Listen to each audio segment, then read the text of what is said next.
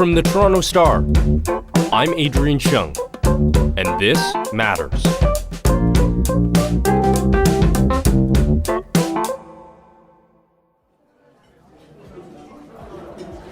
What you're hearing is from another time. Warm, candlelit flickering in a restaurant. The way the room fills up with the chatter and laughter of your friends. A glass of wine gets to your table and it feels like the night is just unfolding.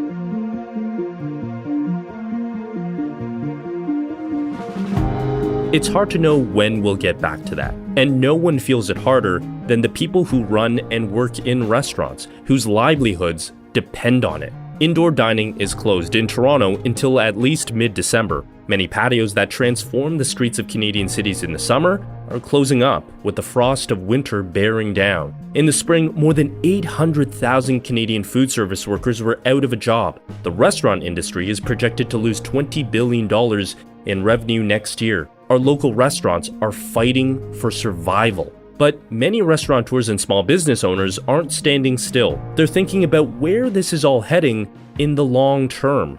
They're reshaping what restaurants sell and where they exist. For more, we're talking to Karon Liu, food and culture reporter for the Toronto Star. He's got his ear to the ground of how restaurants are being remade.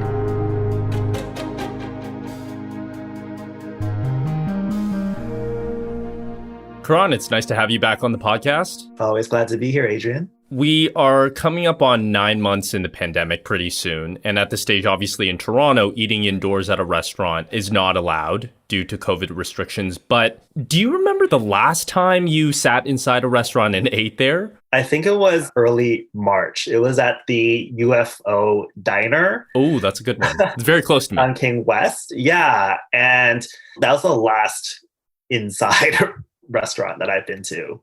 Other than that, I think I was on a patio twice, and then the rest was just takeout. That's it. And I was talking to you earlier about this, but all the food writers that I follow on Twitter, not just in Canada, but also in the US, most of them haven't been inside a restaurant either, been just doing takeout or patio dining.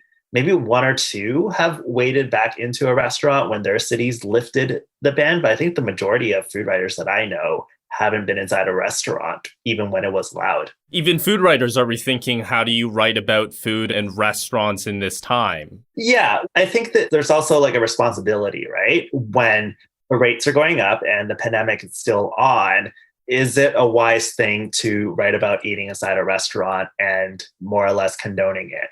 When you are a food writer, you're not just talking to the chefs, but you're also talking to the cooks, the servers, the bartenders, the people who are on the front lines and who would be the ones who would get infected. So it's hard to write about, oh, I'm so happy to be inside a restaurant again, when you know that the people who are serving your food or making your food are going to be at risk. So I think that's why a lot of food writers have stuck to eating outside or getting takeout. The question that restaurants all over the country are facing is, how do we survive the pandemic? And you've reported on this for months about how hard it is for restaurants from the business side of it. What are you hearing from businesses now as we head into winter?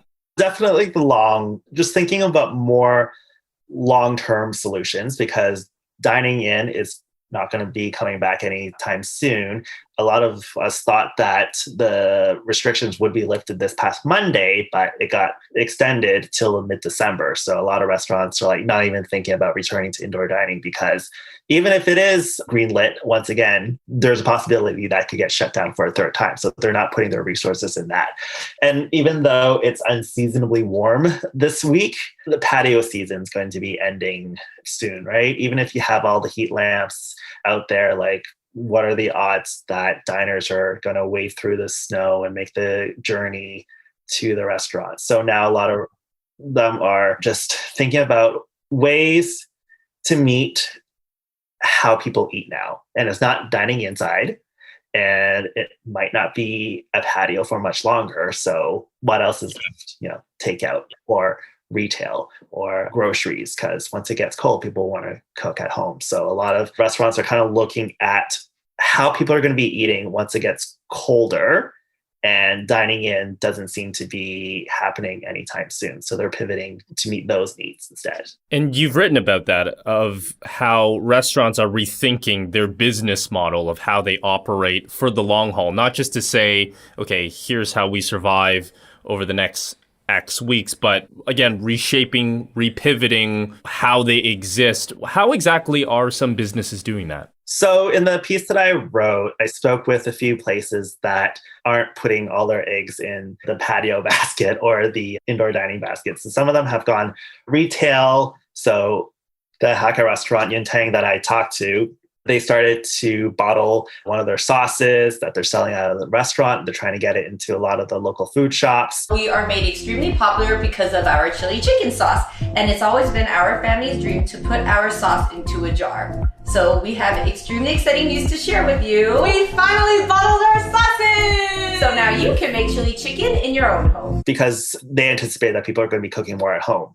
And also, people aren't going to be traveling all the way to the restaurant into downtown core, once winter hits and stuff like that. So they're like, okay, they're not going to be coming inside. They're going to be cooking more at home. And a lot of them don't live in Toronto. So what's the easiest way for us to get to them? And that's just going through the retail route because, they can't send a plate of Hakka chili chicken all the way to Ajax. That's not feasible. So they've gone the retail route.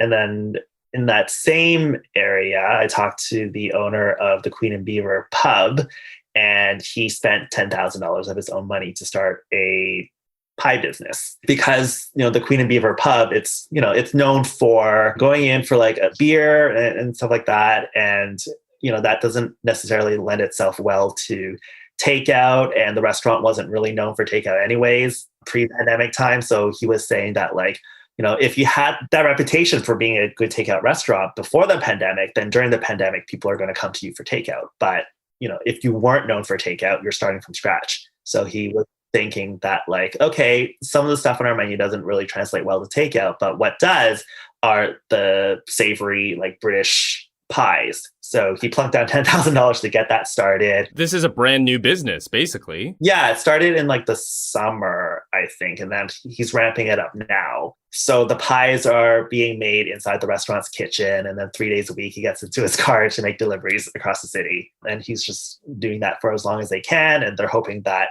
they're able to scale it up enough that it will bring enough money to kind of keep the restaurant afloat. He was saying that at this point, it's not, I think every restaurant has been telling me at this point, it's not to make a profit or to make money. It's just to break even. That's the goal. That's the bar that everyone's setting for themselves. They're not even thinking about making profits. We just want to keep people employed and the doors open. Yeah, they want to stay afloat and be able to exist. That's where we're at. Yeah, because once spring comes and it's a little bit warmer, then people will come to the patio more and come and pick up takeout. The biggest challenge is just the next 6 months when there isn't going to be that foot traffic and the weather is not on their side.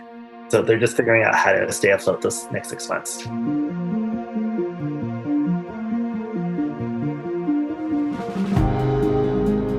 We'll be right back.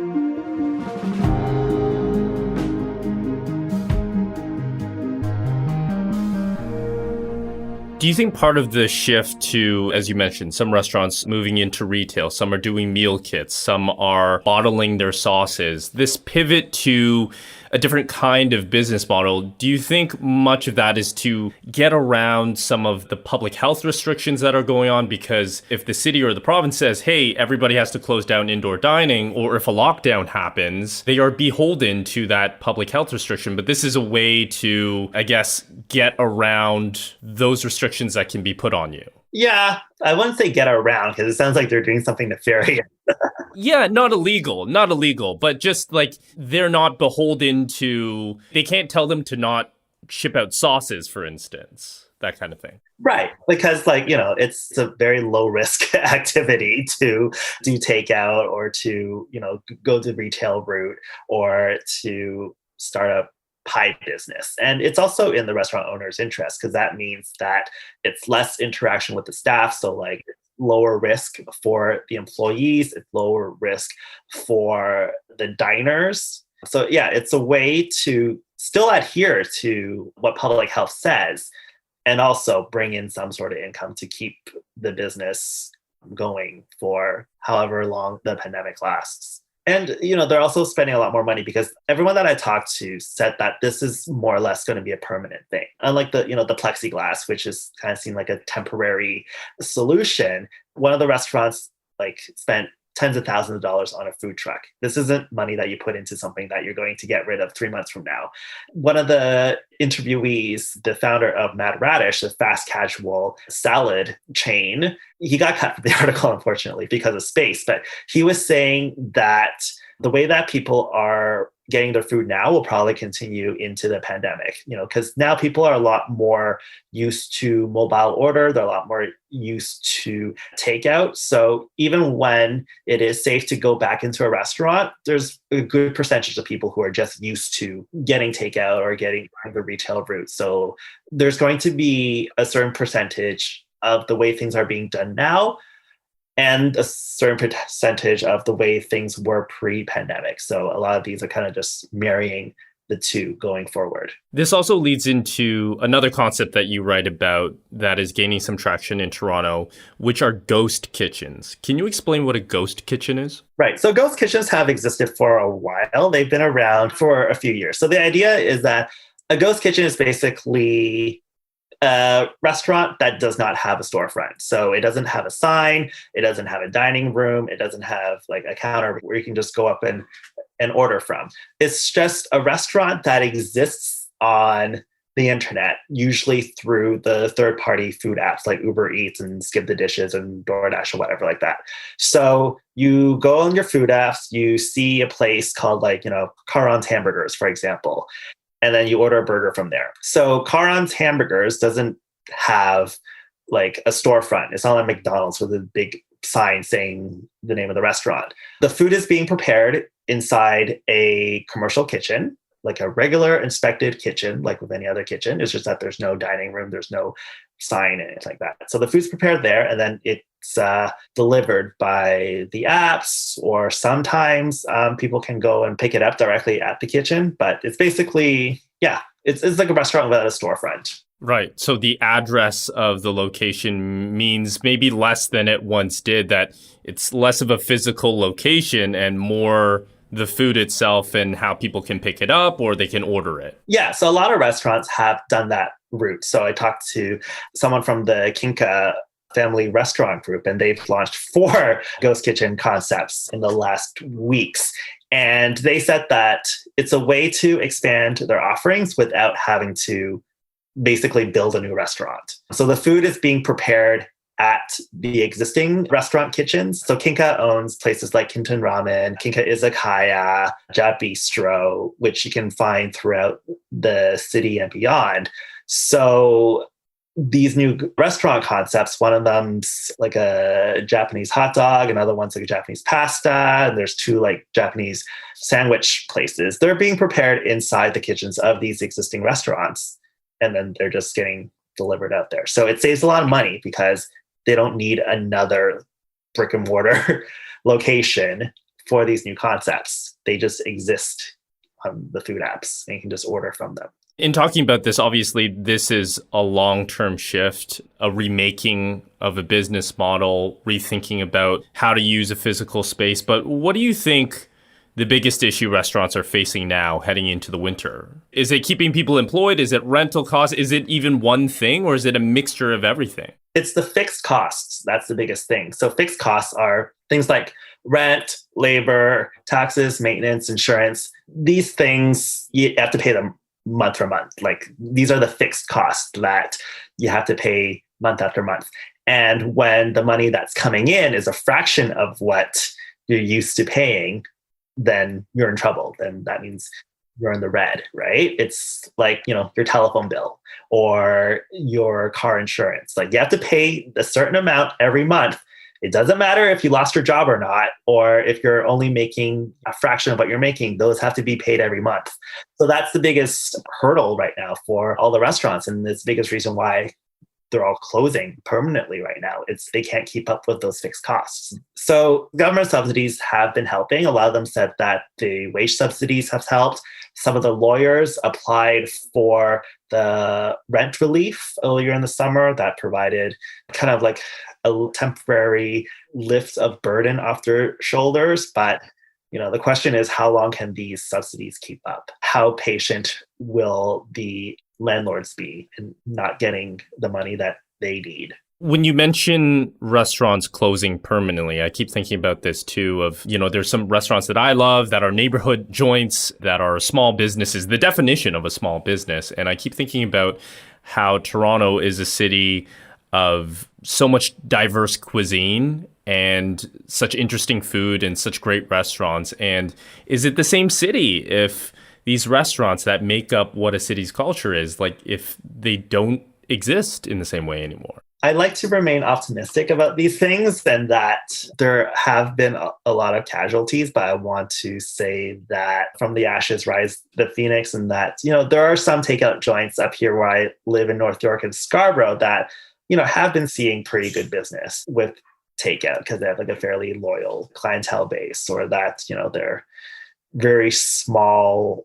Like it's just like the mom and dad and like the kid that run it. So like they've been okay in keeping up with things. It's a lot of the in-between mid-level restaurants, not like the big corporate ones. Like those will be fine. They have tons of money, and not the small mom and pop ones where it's like a family of 3. It's like the ones in the middle that I think it's kind of like, where would they be 6 months from now? The little 30-seat date spots that you would go to, the ones that, that you might go to for like a birthday or something like that, or like a once a month treat. Like those are the ones that I'm really unsure about in terms of the future. Yeah. Not the brightest note to end things on, but Karon, thank you for your reporting and for covering this. Thank you. And that's Karon Liu, the Toronto Star's food and culture reporter.